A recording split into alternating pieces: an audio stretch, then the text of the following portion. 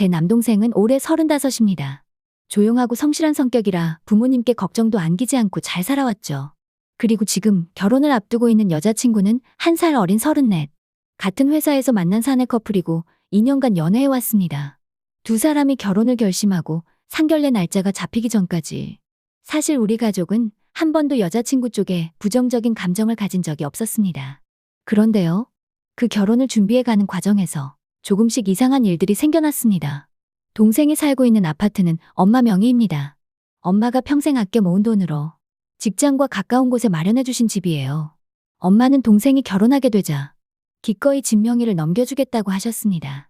결혼 선물이다. 이제 네 가정을 이룰 거니까 네 이름으로 해두는 게 좋겠다. 처음엔 동생도 여자친구도 정말 감사하다고 했습니다. 그런데 어느 날 여자친구 쪽 부모님이 신혼집을 자기들 친정 근처로 정할 수 없겠냐고 제안했다고 하더라고요. 그 근처는 동생 회사에서 왕복 2시간 거리가 넘는 곳이었어요. 여자친구가 말하길 아무래도 엄마가 외동딸이니까 가까이 살면 좋겠다 하더랍니다. 그래서 동생은 여자친구의 말에 설득되었고 지금 살고 있는 아파트를 팔아서 그 친정 근처에 신혼집을 다시 구하고 싶다고 엄마한테 말했답니다. 엄마, 여자친구가 아무래도 친정 근처에 살고 싶어 해. 지금 집 팔면 그 돈으로 새 집 마련할 수 있잖아. 엄마는 당황하셨습니다. 하지만 엄마는 그러셨어요. 내가 살 집이니 너희 편한 대로 해라. 마음에 드는 곳 있으면 알려줘. 내가 팔아서 대줄게. 그때 저는 솔직히 너무 화가 났습니다.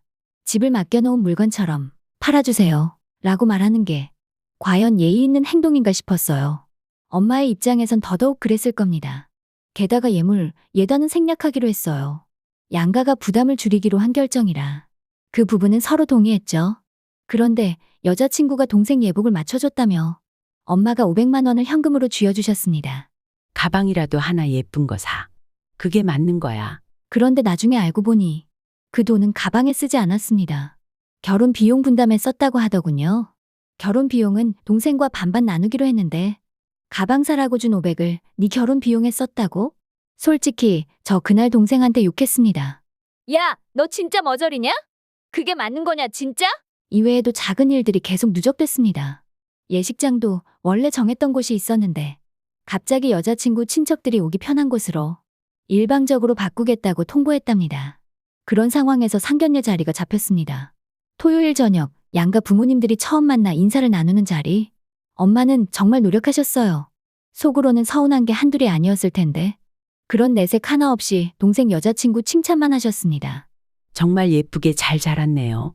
우리 아들이 좋은 사람을 만났구나. 안심이 돼요. 하지만 그때 그쪽 어머니가 눈물을 글썽이며 말씀하셨습니다. 전 결혼 얘기 나온 후로 잠을 못 잤어요. 눈물만 나요. 왜 이렇게 마음이 허한지.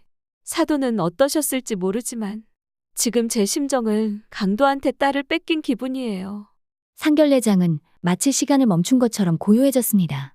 그 말은 정말 상견례 자리에서 들을 말이 아니었습니다.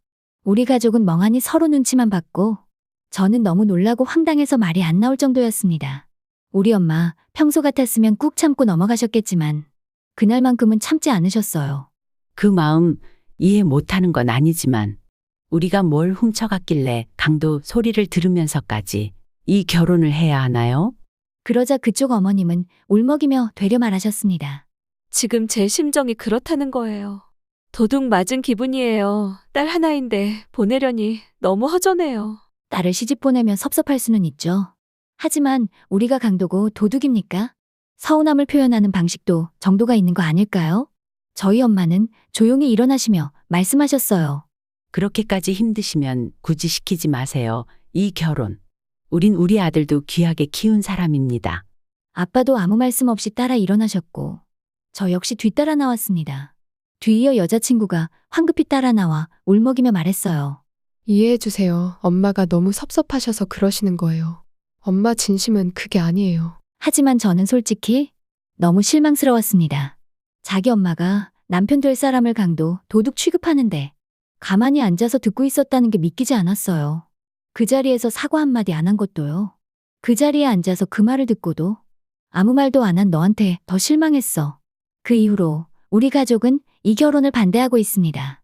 엄마는 계속 이런 집에 내 아들 못 보낸다. 하시며 고개를 젓고 계시고 아빠도 같은 생각이에요. 그리고 동생도 지금은 흔들리고 있습니다. 사내 연애라 회사에서 계속 마주치다 보니 여자친구는 물론 그 친구들과 동료들까지 그 정도 말 가지고 파혼 얘기는 너무한 거 아니냐 하고 말한대요. 외동딸 보내는 엄마 마음 모르냐? 그걸 예민하게 받아들이는 너네 쪽이 이상한 거야. 하지만 도둑이고 강도고 우리 가족이 그 정도 말도 감내 못하는 유난쟁이일까요? 결혼은 단지 두 사람이 아니라 두 집안이 맺는 관계라고 하죠. 우리는 충분히 배려했고 서운해도 삼켰고 불편해도 조심하려고 했습니다. 하지만 상대는 제 동생을 도둑놈 취급하는 것이 그게 사랑하는 딸을 보내는 엄마의 마음이라고 말합니다. 이걸 섭섭함이라 받아들이고 이해해야 할까요? 아니면 명백한 무례함으로 받아들여야 할까요? 여러분, 우리가 정말 예민한 걸까요? 댓글로 여러분의 생각을 들려주세요. 과연 누가 선을 넘은 건지 진심 어린 조언 기다리겠습니다.